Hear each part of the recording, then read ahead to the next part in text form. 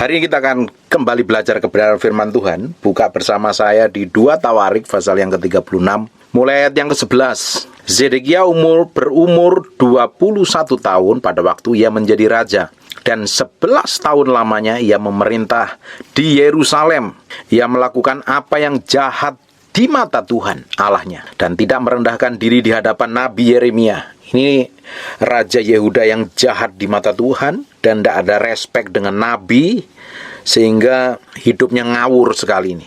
Ia melakukan apa yang jahat di mata Tuhan Allahnya dan tidak merendahkan diri di hadapan Nabi Yeremia yang datang membawa pesan Tuhan. Lagi pula ia memberontak terhadap Raja Nebukadnezar yang telah menyuruhnya bersumpah demi Allah. Ia menegarkan tengkuknya dan mengeraskan hatinya dan tidak berbalik kepada Tuhan Allah Israel. Juga semua pemimpin di antara para imam dan rakyat berkali-kali berubah setia dengan mengikut segala kekejian bangsa-bangsa lain. Rumah yang dikuduskan Tuhan di Yerusalem dinajiskan oleh mereka. Namun Tuhan Allah nenek moyang mereka berulang-ulang mengirim pesan melalui utusannya, karena ia sayang kepada umatnya di tempat kediamannya. Bangsa Israel seringkali ketika dia rajanya, pemimpinnya berbuat jahat di mata Tuhan, rakyatnya ikut berbuat jahat. Dan sudah berkali-kali Tuhan peringatkan. Seringkali itu Tuhan itu peringatkan ketika seseorang melakukan kejahatan, dan kejahatan itu belum sampai dapat murka Tuhan, belum sampai dapat penghukuman Tuhan. Tuhan selalu peringatkan dengan berbagai macam orang. Kalau zaman perjanjian lama dikirim Nabi Yeremia, kirim pesan utusan dari Allah sendiri, dari suara Tuhan sendiri, tapi nggak dihormatin, nggak dihargain. Bapak Ibu, kalau sampai hari ini kita sudah melakukan dosa, melakukan pelanggaran, hidup ngawur, hidup bertentangan dengan kebenaran firman Tuhan, hidup tidak kudus, hidup dalam kenajisan, dan sampai hari ini Tuhan bebaskan, Tuhan belum hukum, belum ada penghukuman, dan kelihatannya Bapak Ibu bisa tenang-tenang saja. Dengerin baik-baik, Tuhan masih berikan kesempatan untuk bertobat. Nanti Tuhan akan kirim. Sebelum Tuhan murkanya turun, Tuhan selalu kirim utusannya untuk memperingatkan. Bisa diperingatkan lewat nabi, lewat hamba Tuhan, lewat penginjil, lewat siapapun juga. Lewat khotbah di YouTube, lewat khotbahnya para gembala-gembala, lewat khotbahnya para penginjil, dan siapapun juga bisa dipakai Tuhan. Bahkan pasangan hidupmu pun juga bisa dipakai untuk memperingatkan. Kalau sampai hari ini Tuhan masih peringatkan, Tuhan masih kasih warning, Tuhan masih ngomong, Tuhan masih berikan kesempatan kita nggak ngalami penghukuman, artinya Tuhan mau kita ini berubah dan bertobat. Kalau sampai didapatin kita tidak mau bertobat, nggak mau berubah, kita mengeraskan hati, kita akan melihat bagaimana nanti kita mengizinkan hidup kita ini dikuasain dan dijajah setan. Ujung dari hidup kita akan babak belur. Ayat yang ke-15, namun Tuhan Allah nenek moyang mereka berulang-ulang mengirim pesan melalui utusan-utusannya. Tuhan selalu kirim pesan utusan sama kita. Ketika kita melakukan dosa dan kesalahan, Tuhan selalu pakai orang-orang untuk memperingatkan kita. Kemarin beberapa hari yang lalu saya peperangan masalah roh perjinan itu kuat sekali, karena ngonselingin banyak orang yang selingkuh, banyak pasangan yang selingkuh, dan kita perangin begitu rupa. Dan ketika benar-benar serangan itu begitu kuat, saya puji Tuhan dikirim oleh pendoa-pendoa, dikirim istri saya yang kuat berdoa juga. Tajam peringatannya dengan Tuhan, dia tajam dapat pernyataan Tuhan. Dan dikirim hamba-hamba Tuhan yang lain, pekat juga berdoa buat pelayanan, terima kasih buat dukungan doanya. Dia selalu mengingatkan, selalu kasih warning. Tuhan selalu sayang sama kita, dia sayang sama kita. Dia tidak pingin Tuhan itu kita itu hancur, kita itu berantakan, hidupnya kacau, hidup dalam dosa dan dijajah setan. Tuhan tidak mau itu. Tuhan selalu kirim utusan-utusan untuk memperingatkan, karena Tuhan itu sayang kepada umatnya. Dia pingin semua orang yang dikasihinya, semua orang Kristen yang sudah lahir baru, bahkan Tuhan pingin semua orang yang di muka bumi ini itu kenal Tuhan, mengalami Tuhan, mengasihi Tuhan. Terutama apalagi orang yang sudah lahir baru. Wong kita sebelum kenal Tuhan saja, Yesus mati, rela mati di kayu salib. Allah kirim Yesus mati di kayu salib untuk menebus dosa kita. Apalagi kita yang sudah kenal Tuhan, Tuhan gak akan biarkan kita ini jatuh dalam dosa, kita hancur, kita hidup dijajah dan dikuasai setan. Tuhan selalu ingatkan, kalau sampai hari ini kita bikin dosa dan tenang-tenang saja, tenang aja, Tuhan juga gak hukum kok, saya nikmatin hidup tenang. Dengerin baik-baik, tinggal tunggu waktu aja. Kalau cawan murka Tuhan itu penuh, tinggal tunggu murka Tuhan akan turun. Setan akan menguasai, menjajah, dan menghancurkan. Kalau sampai hari ini kita masih enjoy, hidup nikmat, hidup bahagia, tidak kena sakit penyakit, hidup diberkati, dan tetap hidup dalam dosa, waktunya bertobat dan berubah kepada Tuhan. Balik kepada Tuhan. Minta darah Yesus menguduskan dan menyucikan. Jangan ketika diperingatkan malah mengolok-ngolok. Jangan ketika diperingatkan ada orang yang mengingatkan, atau pasanganmu mengingatkan, anakmu, saudaramu, hamba Tuhan, pendeta, guru penginjil, atau dengar pengkhotbah di gereja atau pengkhotbah di media sosial dan menemplah hatimu, kamu malah marah, nggak terima. Itu namanya jahat di mata Tuhan. Perhatikan ayat yang ke-16. Tetapi mereka mengolok-ngolok utusan-utusan Allah dan menghina segala firman-Nya. Perhatikan baik-baik. Kita ulang lagi ayat yang ke-15. Namun Tuhan Allah nenek moyang mereka berulang-ulang mengirim pesan melalui utusan-utusannya, karena Ia sayang kepada umatnya dan tempat kediamannya. Tetapi mereka mengolok-olok utusan Allah dan menghina segala firman-Nya dan mengejek nabi-nabinya.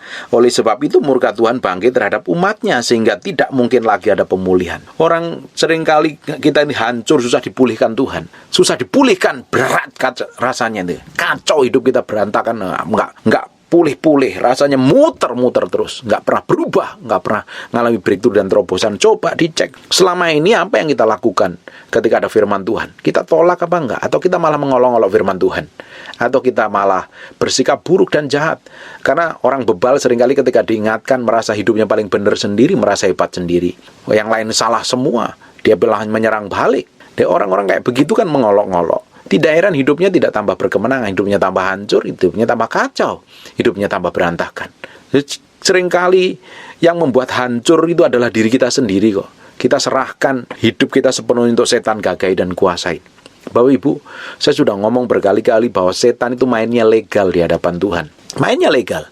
Seringkali kita dibenturkan dengan hukum dan ketetapan Tuhan. Kalau kita didapati melanggar hukum dan ketetapan Tuhan, setan punya hak sah untuk menguasai dan menggagain kita, bikin hancur, kacau, dan berantakan. Sehingga perlindungan Tuhan bobol, rusak, dan tidak ada perlindungan lagi. Karena apa? Dosa. Dosa memutuskan hubungan kita dengan Tuhan. Dosa membuka selubung, tudung perlindungan kita itu terbuka, sehingga setan bisa kuasain. Dan kita selama tinggal di bumi ini, hidup kita itu mengalami peperangan setiap hari. Yang kita lawan adalah roh-roh jahat di udara, di Efesus pasal yang ke-6. Penghulu-penghulu jahat, roh-roh teritorial, pemerintahan para penguasa di udara. Kita tidak bisa melawan mereka dengan intelek, dengan pengetahuan, dengan gelar, dengan apapun juga yang sifatnya kita raih di muka bumi ini. Kita bisa lawan mereka dengan kuasa, namanya dari kuasa Allah sendiri, Roh Kudus sendiri. Dan kita tidak akan bisa menghancurkan kuasa setan. Kita tidak bisa menghancurkan kuasa setan sampai kita tunduk dulu kepada Tuhan. Tunduklah kepada Allah dan lawanlah iblis, maka iblis lari daripadamu. Kita harus menundukkan diri dahulu di hadapan Tuhan. Baru kita memiliki kuasa dan otoritas menguasai setan.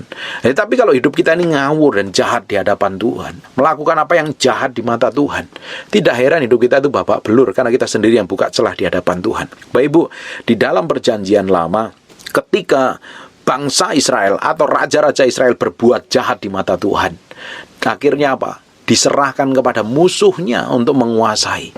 Musuhnya menghancurkan. Ketika bangsa Israel tidak hidup takut akan Tuhan, dia selalu dijajah, diperbudak, dihancurkan, dikuasai para musuhnya. Di dalam perjanjian baru, ketika kita nggak hidup takut akan Tuhan, hidup dalam kekudusan, hidup dalam kesucian, kita sebenarnya menyerahkan diri kepada setan untuk dikuasain dan digagain serta dirasukin. Maka kita perlu hidup berjaga-jaga senantiasa, jaga-jaga, sadar akan diri kita sendiri untuk hidup benar, melakukan kebenaran firman Tuhan, berjalan dalam ketetapan Tuhan. Kalau tidak, hidup kita akan kacau, hidup kita akan hancur, hidup kita akan berantakan, karena kita tidak ada perlindungan yang daripada Tuhan. Ayat yang ke-16, tetapi mereka mengolok-olok utusan Allah dan menghina segala firman yang mengejek nabi-nabinya. Dipolok-olok di hati. Bukankah mulut kita harusnya memperkatakan firman Tuhan, memberkati? Tapi seringkali mulut kita ketika kita ini menerima sesuatu yang tidak enak dari orang lain, kita malah marah, kita tersinggung, kita serang balik dan lain sebagainya. Hati-hati. Kalau kita didapatin seperti itu, sebenarnya kita ini sudah jahat di hadapan Tuhan. Kita harus seringkali diam. Memang kita seringkali terpancing dengan orang-orang bebal itu ya. Rasanya pengen marah. Tapi percuma loh marah dengan orang bebal itu, tidak ada gunanya sama sekali. Ngapain marah? Lebih baik, kalau nggak suka ya jangan bergaul. Nggak usah. berhubungan sama sekali. Itu jauh lebih baik. Jangan pakai mulut kita mengejek, mengata-ngatain, menghina, apalagi mengolok-olok orang yang dipakai Tuhan. Karena kita nggak pernah tahu seseorang hamba Tuhan itu memiliki hubungan sampai kedalaman dengan Tuhan itu seperti apa. Karena setiap orang memiliki hubungan kedalaman dengan Tuhan itu berbeda. Semakin dalam seseorang memiliki hubungan dengan Tuhan, ketika engkau berurusan sendiri dengan Tuhan, engkau maki-maki mereka, engkau olok-olok mereka, urusanmu dengan Tuhan. Nggak ada urusan dengan daging. Bapak Ibu bisa maki saya, bisa fitnah saya, bisa tuduh saya, bisa perlakukan buruk saya. Secara daging, Bapak Ibu bisa perlakukan itu loh. Tapi Tuhan yang di dalam saya yang mungkin tidak akan diam, tinggal diam. Makanya seringkali ketika kita diperlakukan buruk, diperlakukan jelek orang lain, kita suruh diam biar Tuhan yang bekerja. Ingat Bapak Ibu, ketika Saulus menganiaya orang Kristen dan di tengah perjalanan matanya dibikin buta, Tuhan ngomong, Saulus, Saulus, kenapa engkau menganiaya aku? Yang dianiaya orang Kristen. Tapi Tuhan sendiri ngomong, mengapa engkau menganiaya aku? Ketika ada orang yang lahir baru, hidup benar, apalagi seorang hamba Tuhan yang bayar harga di hadapan Tuhan, hidup dalam pengurapan, kita caci maki, kita kalau olok, engkau nggak menganiaya orang itu sebenarnya, engkau menganiaya Tuhan, engkau mengolok-olok Tuhan. Urusanmu lebih ribet, urusanmu lebih kacau. Jauh lebih baik kita tahan mulut kita untuk tidak berkomentar yang aneh-aneh. Kita jaga mulut kita itu tidak komentar yang aneh-aneh. Karena seringkali kita itu mudah mengomentarin, apalagi di era media sosial, ngomong tuh bisa sembarangan tanpa mikir, nggak pakai otak kadang seringkali. Karena emosinya yang jalan. Kita tidak pernah tahu kita berurusan dengan siapa. Seringkali kan banyak orang terjebak dengan hal seperti ini. Ketika dia marah, meledak-ledak begitu rupa di media sosial, dia caci maki dan lain sebagainya. Tapi dia nggak tahu berurusan dengan siapa. Tahu-tahu dia berurusan dengan orang yang memiliki otoritas dan kuasa, nggak taunya ditangkap oleh aparat hukum, dan akhirnya dia nangis-nangis minta maaf. Dan kita meski tahu loh, kita memperlakukan orang lain pun seringkali malah yang salah kita berurusan dengan hal hukum. Apalagi kita memperlakukan orang-orang yang diurapin Tuhan, memperlakukan orang-orang yang ngomongin kebenaran firman Tuhan, siapapun orangnya. Kalau dia dipakai Tuhan untuk menegur, menasihatin, jangan diolok-olok, jangan diserang balik, jangan dimaki-maki. Urusanmu akan tambah rumit karena engkau berurusan dengan Tuhan. Nah, ini bangsa Israel ini ketika dikirim utusan untuk menyampaikan pesan supaya bangsa Israel berbalik kepada Tuhan, tetapi dia mengejek, dia mengolok, dia menghina, dia mengata-ngatai. Bayangin Bapak Ibu, ujungnya apa? Ayat yang ke-17, Tuhan menggerakkan raja orang Kasdim. Tuhan menggerakkan raja orang Kasdim, orang kafir nih, melawan mereka. Raja itu membunuh teruna mereka dengan pedang dalam rumah kudus mereka. Di rumah tempat yang kudus malah dihabisin mereka. Dan tidak menyayangkan teruna dan gadis, orang tua dan orang ubanan, semuanya diserahkan Tuhan ke dalam tangannya. Bayangin, Tuhan sendiri menyerahkan ke dalam tangannya. Sampai anak muda, sampai orang yang tua. Seluruh perkakas rumah Allah yang besar dan kecil, serta harta benda dari rumah Tuhan, harta raja dan harta benda para panglimanya, semuanya dibawa ke Babel, dijarah. Dosa, pelanggaran, kenajisan, itu membuat hubungan kita itu putus dengan Tuhan. Sampai kita balik kepada Tuhan, akuin dosamu, minta ampun di hadapan Tuhan, Tuhan akan pulihkan. 1 ayat 9. Tuhan akan pulihkan. Kalau kita tidak balik kepada Tuhan, kita akan lihat hidup kita akan dikuasai dan digagain setan. Tidak heran orang yang jatuh dalam dosa perzinahan, perselingkuhan, atau dosa apapun juga. Bukan tambah kaya, ujungnya digerokotin habis, hancur.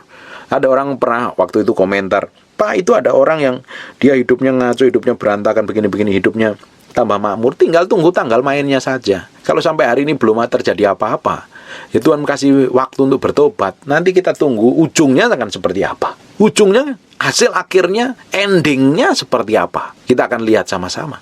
Kalau sampai hari ini kita diberi kesempatan untuk dengar firman dan kita melakukan dosa, balik bertobat di hadapan Tuhan loh. Kalau melakukan dosa, kita tuh menyerahkan otoritas sepenuhnya dengan cuma-cuma kepada setan untuk kita digagain, dikuasai. Ujungnya kita dibuat sengsara hidup kita. Perhatikan tuh, orang-orang yang hidup dalam perzinahan dengan sengaja selingkuh, yang disakitin siapa? Pasangannya, anak-anaknya, hartanya, karirnya, semua perlahan-lahan dipelorotin, dihancurkan, dan tanpa kita sadarin, ujungnya nanti akan menderita. Semuanya, anaknya, istrinya, keluarganya akan menderita semuanya, tanpa disadarin. Bapak Ibu, kita tuh harus hidup di dalam Tuhan. Kita harus hidup dalam kebenaran.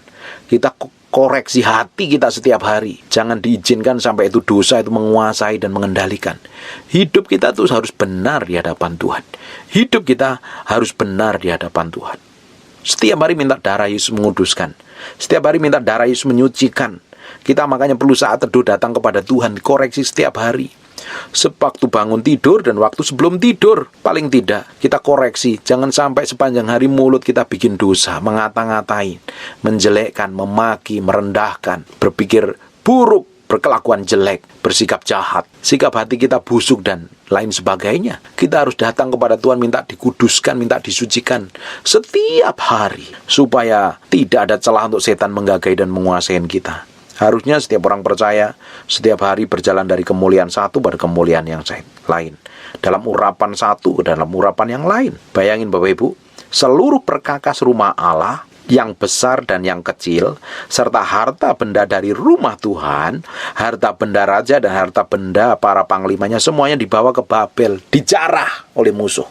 Ayat 19, mereka membakar rumah Allah, bahkan tempat ibadahnya dibakar, dirobohkan tembok Yerusalem, dan membakar segala puri di kota itu dengan api, sehingga musnahlah segala perabotan yang indah-indah. Mereka yang masih tinggal dan yang luput dari pedang diangkutnya ke Babel. Mereka menjadi budak, dan budak anak-anaknya sampai kerajaan Persia berkuasa. Jangan sampai izinkan dosa menguasai kita, kelemahan menguasai kita, menyeret kita jatuh, semakin terjerat dengan pelanggaran-pelanggaran terhadap firman Tuhan. Dosa adalah pelanggaran terhadap firman Tuhan. Kalau kita hidup dalam dosa hari ini, sebenarnya tidak ada perlindungan sama sekali. Setan punya hak untuk menjajah dan menguasai. Dalam perjanjian lama kita lihat nih, bangsa Israel yang hidupnya jauh dari hadapan Tuhan, nggak ada takutnya kan Tuhan, diperingati nggak mau bertobat, dikirim nabi dihina, diolok-olok, dicaci maki, tidak dihormatin sama sekali. Ini orang yang bebal sekali. Kalau sampai bebal benar-benar nggak mau bertobat, tinggal tunggu waktu. Nanti setan akan habisin, setan akan serahkan, hidup kita akan dikuasai, dijajah dan akan dibinasakan ujungnya. Karena setan sampai hari ini mainnya legal di hadapan Tuhan. Ketika kita hidup benar, dia nggak bisa punya hak untuk menyeret kita jatuh dalam dosa. Tapi ketika kita ini hidup dalam dosa, ada celah. Kutuk tanpa alasan tidak akan kena. Amsal 26 ayat yang kedua. Barang siapa mendobrak tembok, dia akan dipakut ular, kata pengkhotbah. Ketika perlindungan itu bocor, setan akan menguasai dan menggagain. Dia akan ngomong sama Tuhan bahwa dia punya hak untuk menguasai, karena dosa sebagai pijakannya setan yang sah untuk menggagai dan menguasai. Ujung dari hidup kita akan diseret jatuh, dihancurkan, dicuri semua kebaikan, kebijaksanaan, hikmat, pengertian, kekayaan, kesehatan, dicuri. Tubuh kita mulai dibunuh dan akhirnya dibinasakan dalam lautan api yang kekal. Kita jadi orang Kristen meski memiliki hikmat, pengertian, dan pengetahuan, jangan hidup main-main. Jangan sampai setan habisin hidup kita. Dosa membuat otoritas yang Tuhan kasih dalam kehidupan kita, kita serahkan cuma-cuma kepada setan. Dosa membuat setan memiliki hak dan kuasa untuk menggagain kehidupan dan keluarga kita. Dibutuhkan pertobatan yang murni. Hidup kita harus benar di hadapan Tuhan, apapun yang terjadi Bapak Ibu. Kalau tidak, hidup kita akan kacau, hidup kita akan menderita. Yang susah adalah hidup kita sendiri. Rencana Tuhan bisa kepending. Rencana Tuhan tidak akan tergenapi dalam kehidupan kita sehari-hari. Amin. Jagain hatimu. Hidup dalam kewaspadaan, hidup dengan takut akan Tuhan. Hidup takut akan Tuhan. Jangan izinkan setan menguasai hidup kita. Akhirnya bangsa Israel jadi apa? Jadi budak di Babel. Sampai akhirnya mereka mulai bertobat. Ada orang-orang yang bertobat di zamannya Kores, Raja Negeri Persia. Dia menggerakkan hatinya untuk membalikan orang-orang Israel untuk membangun bait Allah kembali. Hati-hati ini. Hidup kita jangan sampai ngawur sembarangan, merasa benernya sendiri, merasa hebatnya sendiri, merasa segala sesuatu karena memiliki harta, kekayaan, apapun yang kita miliki, kita banggakan sebagai pegangan hidup kita, dan kita hidup serampangan dan ngawur. Ada waktunya kita akan berhadapan dengan Tuhan. Waktu yang Tuhan berikan pada titik tertentu, kalau sudah genap, kita mau bertobat sama Tuhan atau kita akan dimurkain. Tergantung pilihan kita hari ini. Bapak Ibu, perhatikan ayat yang ke-16. Tetapi mereka mengolok-olok utusan Allah dan menghina segala firman-Nya dan mengejek nabi-nabinya. Oleh sebab itu murka Tuhan bangkit terhadap umatnya sehingga tidak mungkin lagi pemulihan. Ini terjadi kepada Musa, antara Miriam dan Harun. Juga terjadi yang sama. Ketika mulut yang harusnya kita pakai untuk menyembah dan memuliakan nama Tuhan, kita pakai untuk merendahkan, menyalahkan, sekalipun kita itu punya seakan-akan kita itu melihat benar-benar terjadi kesalahan, nah kita pakai mulut kita sembarangan, ujungnya akan kacau dan berantakan.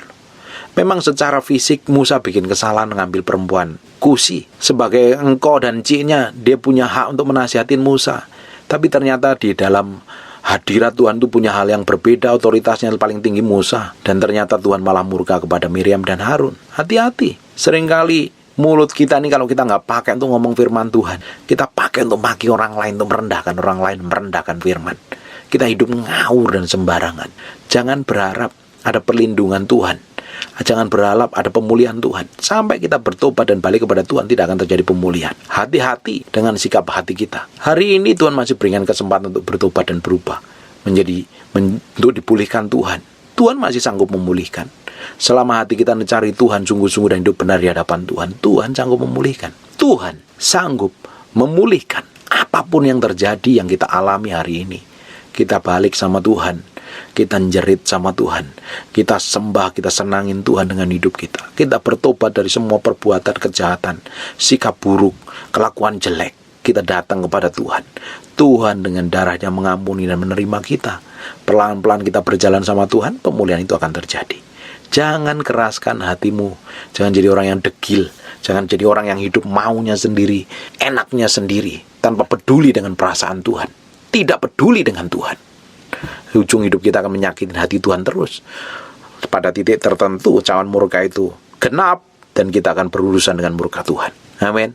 Hidup kita harusnya setiap hari menyenangkan hati Tuhan. Sekalipun kita mengalami hal buruk, hal jelek, sekalipun kita diperlakukan buruk orang lain, tetap belajar menyenangkan Tuhan. Belajar menyenangkan Tuhan. Belajar menyenangkan Tuhan. Kita buat Tuhan itu bahagia dengan sikap dan perbuatan kita. Kita senangkan Dia. Kita agungkan dan kita tinggikan. Kita buat nama Yesus dimuliakan di antara raja-raja di segala bangsa. Amin. Ini saya berdoa Bapak Ibu, tambah hari tambah diubahkan, dibawa, ditarik menjadi semakin mendekat kepada pusat kehendak Tuhan, dan hidup menyenangkan Tuhan. Dan nama Tuhan dipermuliakan atas hidupmu dan keluargamu. Amin. And God bless you.